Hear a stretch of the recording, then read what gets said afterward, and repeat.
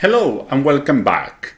I just want to spend a few minutes explaining some of the concepts that we learned about curves on the plane, but now surfaces in 3D. So it's going to be a much shorter video than the previous one, and we're going to be discussing surfaces instead of curves. Just a couple of concepts. Surfaces are really beautiful, and we could spend years, some people spend all their life studying surfaces. But once again, we only have time for a few key concepts that will help us to understand, for example, active surfaces, how to do segmentation of volumes in three-dimensional images. Again, just a few concepts. We have a surface. On a surface, basically we're only going to be talking about surfaces in 3 dimensions. And basically, on a surface, we can draw curves. Here we have curves.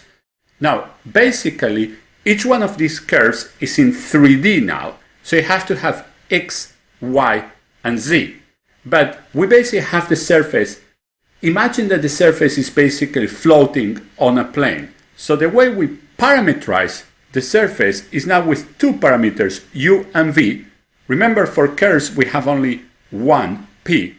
For surfaces, we have two. So we basically are on the plane. So we have U and V on the plane. For each U and each V, we have an X coordinate, Y coordinate, and Z coordinate.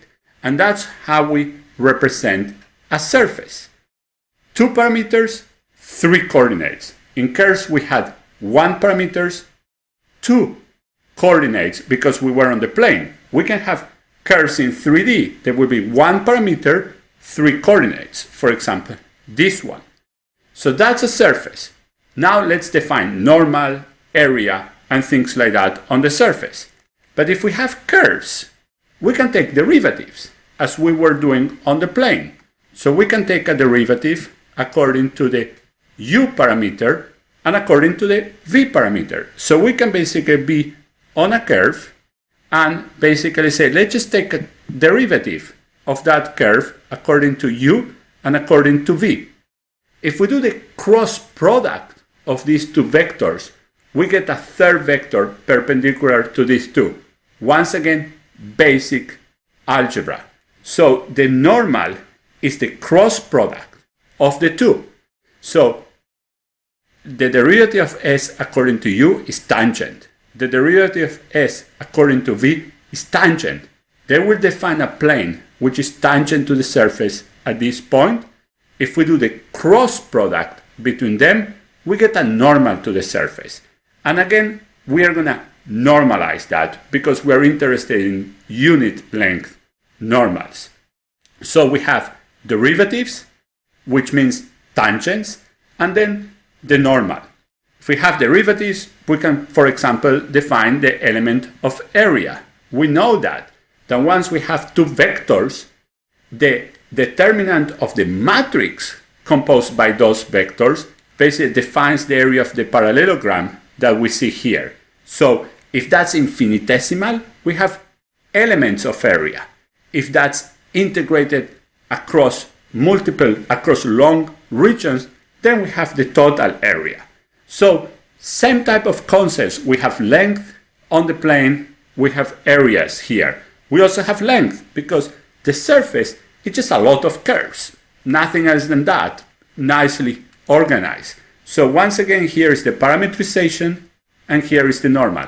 Let's see the example of something that you are familiar with, which is basically graphs. The same way that we saw graphs on the plane, we can see graphs in 3-dimensional space. So we have a coordinate system, X, Y, and Z, and basically we define a graph that's, again, floating on space. So our parameterization is X equal to U, basically X is one of the parameters, Y equal to V, and then Z, basically the height of the surface, or in this case the graph, or the function, it's just a function of these two. A particular case. Think about an image, for example. An image is a particular surface, is a function. So the plane of the image is x and y, or u and v.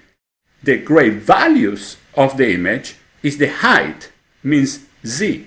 So you can think about images as surfaces, in particular case as functions or graphs. And that's a very interesting interpretation. We can basically compute things. We can compute the normal of an image. As we saw in the previous slide, basically we treat the image as a surface, we take derivatives, we compute the normal of an image. So we bring a lot of concepts of differential geometry into image processing. Now, what about curvatures? So the basic idea is very simple. Once again, we have curves. If you have a curve, you can take first derivative according to arc length. This is a curve in 3D, but it's the same concept. And second derivative. Second derivative will basically give you the curvature of that particular curve that you took. For example, this one. Now, sometimes you want to project that curvature. Remember, first derivative is tangent. Second derivative is perpendicular to the curve, not necessarily to the plane. You have a curve, there's a lot of things that can be perpendicular to that. So you can take it and project it to the normal or the perpendicular to the plane if you wish. And that's basically sometimes called the normal curvature. So you take a curve, you take second derivative, that gives you a vector, and you project that vector into the perpendicular to the surface. But that's about, basically, maybe you're thinking about a curve. But if I have a point, let me just mark that here. If I have a point on the surface, there are multiple curves on the surface that go through that point. So look at all the curves. There are multiple of them. So what exactly defines the curvature at that point? It turns out that there is one of these curves that when we treat it as a curve and we compute the curvature is the smallest possible. And there is another curve that is the largest possible.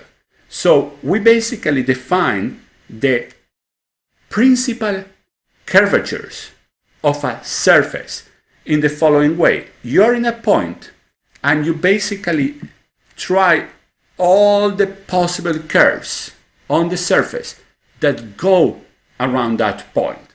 And you basically compute the curvature. Now we're talking about curves. This curve has a curvature. This curve has a curvature. You compute all of them.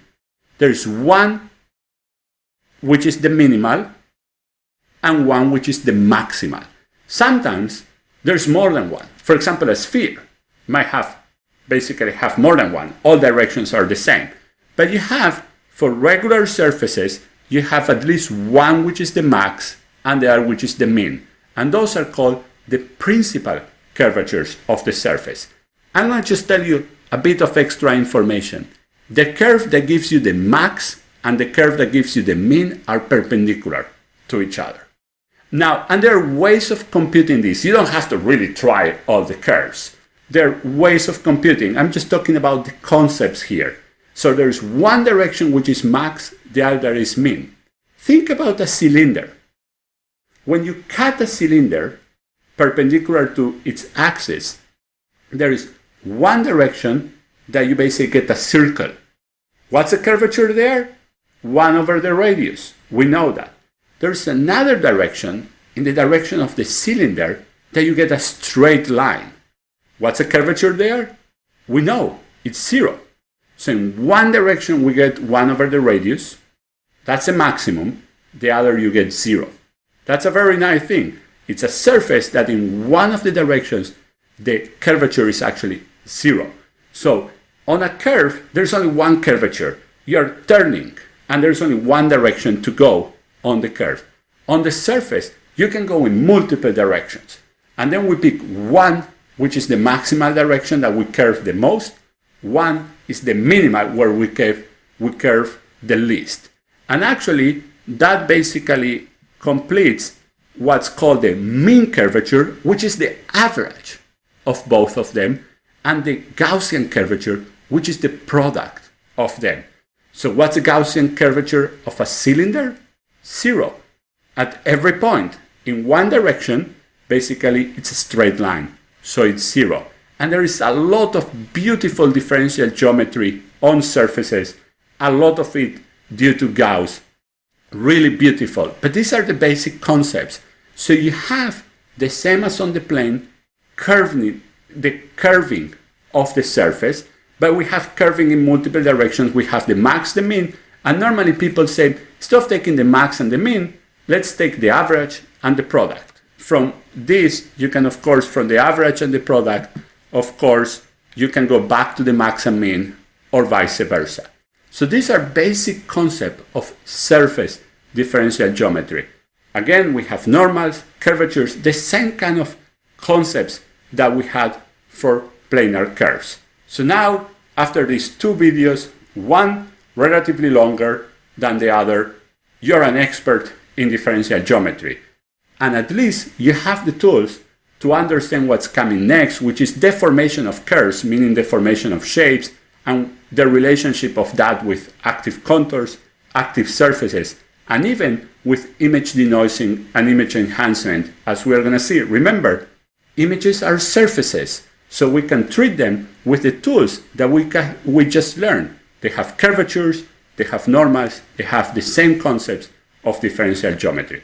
I see you in the next video. This is getting really, really exciting. I hope you're having fun. See you very soon. Thank you.